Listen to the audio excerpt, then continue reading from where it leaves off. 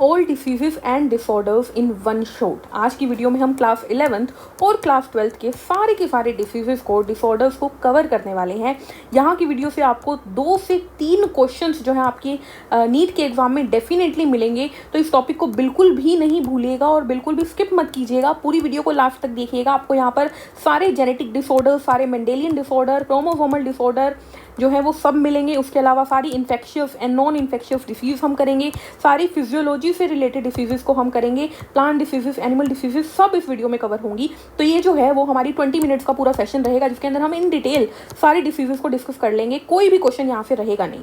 तो चलिए देरी ना करते हुए शुरू करते हैं। वीडियो पसंद आए तो लाइक, शेयर, सब्सक्राइब जरूर कीजिएगा और कोई भी नया टॉपिक आपको पढ़ना हो तो आप कमेंट करके जरूर बताइएगा।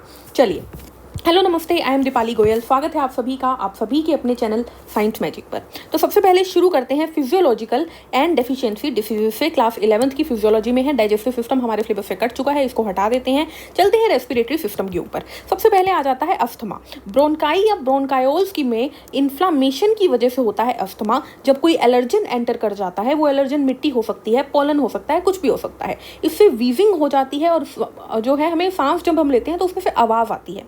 एम्फाइजीमा की बात करें तो एल्वेलर वॉल्स डैमेज हो जाती है सिगरेट स्मोकिंग की वजह से। जब कोई बहुत ज़्यादा स्मोकिंग करता है तो एल्वेलाई की वॉल्स डैमेज हो जाती है, जिसकी वजह से रेस्पिरेटरी सरफेस कम हो जाता है, सांस लेने में दिक्कत आती है in the long term. ORD यानी ऑक्यूपेशनल रेस्पिरेटरी डिसऑर्डर, जो लोग अपने काम की वजह से बीमार हो जाते हैं उसी को बोलते हैं ORD।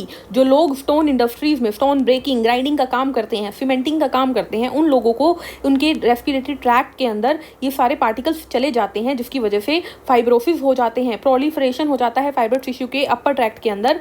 ठीक है, तो उससे क्या होता है, लंग डैमेज हो जाते हैं, अल्टीमेटली उनको सांस लेने में दिक्कत आती है, तो मास्क लेने के लिए कहा जाता है। सर्कुलेटरी सिस्टम की बात करें तो सबसे पहले बीपी के बढ़ जाने की वजह से हाइपरटेंशन हो जाती है। नॉर्मल बीपी होता है 120/80, अगर 140/90 से ऊपर चला जाए तो हाइपरटेंशन हो जाती है।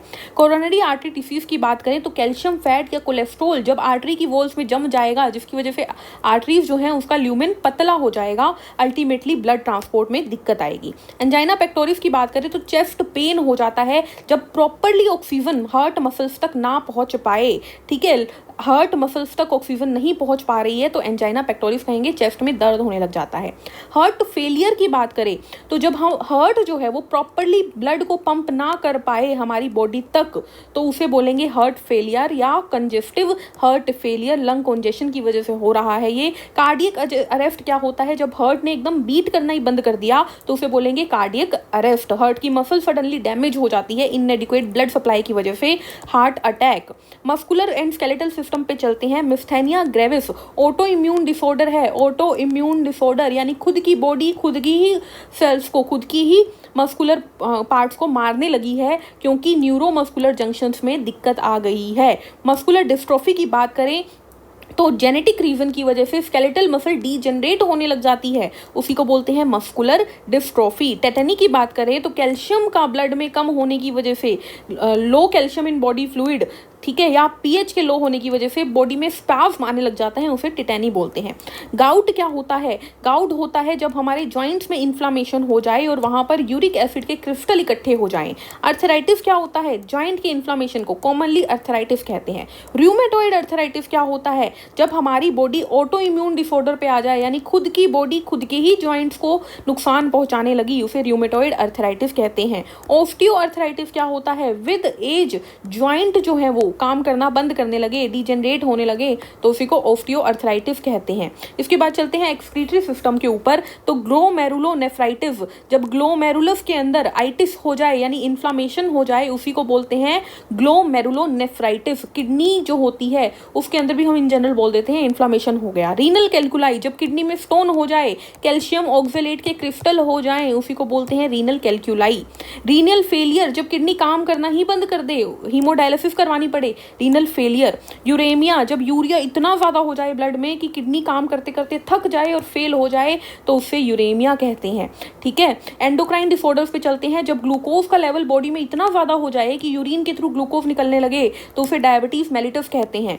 डायबिटीज इंसिपिटस क्या होता है, जब डेफिशिएंसी हो जाए ADH एंटी डायूरेटिक हार्मोन की, जिसकी वजह से पानी एब्जॉर्ब ही ना हो पाए और ज़्यादा यूरिन हो तो ज़्यादा प्यास लगे, उसे डायबिटीज़ इंसिपिडस कहते हैं। हाइपोथायरॉयडिज्म, जब थायराइड सही से काम नहीं करती, थायराइड हार्मोन सही से नहीं निकलते तो हो जाता है हाइपोथायरॉयडिज्म। अगर इसके अंदर थायराइड ग्लैंड की एनलार्जमेंट होने लग जाए आयोडीन की डेफिशिएंसी की वजह से, टाटा नमक खाना पड़े, तो वो ग्वाइटर है, घेंगा रोग।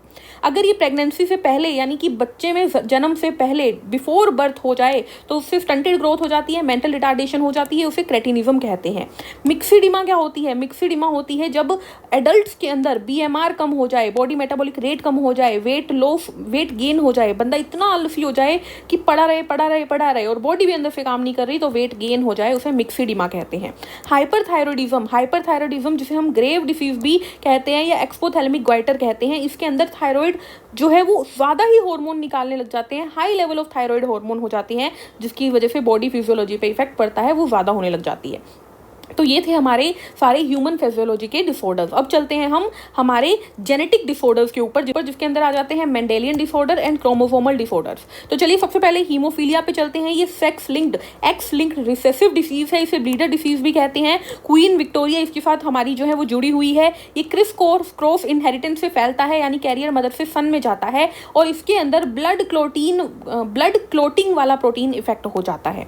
कलर ब्लाइंडनेस की बात करें तो रेड एंड ग्रीन कलर में डिस्टिंग्विश करना मुश्किल हो जाता है, क्योंकि कुछ जीन्स के अंदर म्यूटेशन आ जाती है, इसे भी सेक्स लिंक रिसेसिव डिसीज कहते हैं।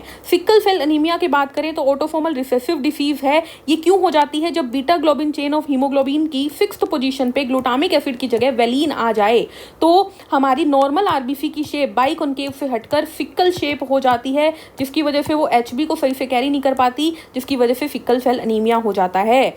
फिनाइल कीटोन्यूरिया की बात करें तो ऑटोसोमल रिसेसिव डिसीज है। इसके अंदर हमारी बॉडी के अंदर फिनाइल एलानिन हाइड्रोक्सिलेज एंजाइम की कमी हो जाती है, जो कि फिनाइल एलानिन को टायरोसिन में कन्वर्ट करता था, तो इसके अंदर मेंटल रिटार्डेशन की प्रॉब्लम हो जाती है। थैलेसीमिया की बात करें तो ये ऑटोसोमल रिसेसिव डिसीज है, ग्लोबिन चेन पर इफेक्ट करती है। अल्फा थैलेसीमिया, बीटा थैलेसीमिया, अगर क्रोमोसोम 16 के HBA जीन्स को इफेक्ट करे तो अल्फा थैलेसीमिया, एंड क्रोमोसोम 11 के HBB जीन्स को इफेक्ट करे तो बीटा थैलेसीमिया। क्रोमोसोमल डिसऑर्डर्स चलते हैं। ये एन्यूप्लॉइडी की वजह से होते हैं, यानी कि क्रोमोसोम के नंबर के ऊपर नीचे होने से। अगर एक क्रोमोसोम बढ़ जाए, 21st क्रोमोसोम के ऊपर एक क्रोमोसोम एक्स्ट्रा आ जाए, क्रोमोसोम नंबर 21 पे एक एक्स्ट्रा कॉपी आ जाए, तो उसे ट्राइसोमी 21 या डाउन सिंड्रोम कहते हैं। इसके अंदर शॉर्ट स्टैचर हो जाता है, फरोड टंग हो जाती है, मेंटली रिटार्डेशन हो जाता है, मेंटल एंड फिजिकल रिटार्डेशन हो जाता है। क्लिनफेल्टर सिंड्रोम की बात करें तो XXY कंडीशन है, 47 क्रोमोसोम हो जाएंगे, एक X क्रोमोसोम एक्स्ट्रा आ गया तो इसको गायनेकोमेस्टिया भी कहते हैं। ब्रेस्ट की डेवलपमेंट हो जाती है, मस्कुलिन जो फीचर्स आ जाते हैं इंसान के अंदर, और ये स्टेराइल फीमेल होती है। These individual are sterile. ठीक है। टर्नर सिंड्रोम, एक क्रोमोसोम की कमी हो जाना, X क्रोमोसोम एक कम हो गया, ओवरीज रूडिमेंट्री हो जाती हैं, ये भी फीमेल स्टेराइल होती हैं। ठीक है। इसके बाद चलते हैं बैक्टीरियल डिसीजेस के ऊपर। तो बैक्टीरियल डिसीजेस के अंदर अगर हम बात करें तो सबसे पहले आ जाती है टाइफॉइड, साल्मोनेला टाइफी से होती है। ठीक है। इसके अंदर आपको याद रखना है हाई फीवर चलता है, constipation, loss of appetite, intestine के अंदर परफोरेशन हो जाती है। निमोनिया, स्ट्रेप्टोकोकस निमोनिया और हीमोफिलस इन्फ्लुएंजा से होती है। एल्वुलाई जो होती है वो फ्लूइड की भर जाती है, सांस लेने में दिक्कत आती है। कोलेरा कंटेमिनेटेड वाटर से फैलता है, विब्रियो कोलेरा से होता है, इसके अंदर दस्त लग जाते हैं, एंड डिहाइड्रेशन यानी पानी की कमी हो जाती है। सिट्रस कैंकर एक प्लांट डिसीज है, ज़ैंथोमोनास सिट्राई से होती है, लीफ स्टेम फ्रूट के ऊपर क्या हो जाते हैं, लेजन्स आ जाते हैं। वायरल डिसीज की बात करें तो कॉमन कोल्ड राइनोवायरस से होती है, नोज और रेस्पिरेटरी पैसेज में दिक्कत आ जाती है। ठीक है। लंग्स के पे कोई इफेक्ट नहीं आता। कोविड-19 SARS-CoV-2 से होता है। ठीक है। उसके बाद मम्स की बात करें तो पैरामिक्सोवायरस से होता है, हमारी जो सेलिवरी ग्लैंड है उसके अंदर स्वेलिंग आ जाती है, तो ये हो गया मम्स। स्मॉल बॉक्स की बात करें वेरियोला वायरस से होता है। हर्प्स की बात करें तो ये HSV से होता है। इन्फ्लुएंजा फ्लू मिक्सोवायरस से होता है, चिल्स फीवर मस्कुलर एक हो गया। एड्स हमारा acquired immunodeficiency syndrome HIV retrovirus से होता है, ह्यूमन इम्यूनोवायरस से, और ये T हेल्पर सेल्स को इफेक्ट करता है। इसके लिए टेस्ट होता है एंजाइम लिंक्ड इम्यूनोफॉर्बेंट एसे एलाइसा टेस्ट। प्रोटोजोन डिसीजेस की बात करें तो पहले मलेरिया पे चलते हैं। प्लाज्मोडियम से होता है, प्लाज्मोडियम की 4 वैरायटी फेमस है, जिसमें से प्लाज्मोडियम फेल्सिपेरम जो होती है वो डेंजरस जो प्लाज्मोडियम की स्पीशीज होती है। फीमेल एनाफिलीज मॉस्किटो से ये फैलता है। पैथोजन क्या है, प्लाज्मोडियम, लेकिन वेक्टर क्या है, फीमेल एनाफिलीज मॉस्किटो। अमीबियासिस की बात करें जिसे हम अमीबिक डिसेंट्री कहते हैं, एंटमीबा हिस्टोरिटिका से होती है। स्टूल के अंदर ब्लड क्लोट्स दिखने लग जाते हैं, म्यूकस आने लग जाता है। एस्कैरियोसिस की बात करें, एस्कैरियोसिस लुम्ब्रिकॉइड से होती है जिसे हम राउंड वॉर्म कहते हैं। इंटेस्टाइन के अंदर ब्लॉकेज आने की वजह से ब्लीडिंग हो जाती है, इंटरनल ब्लीडिंग।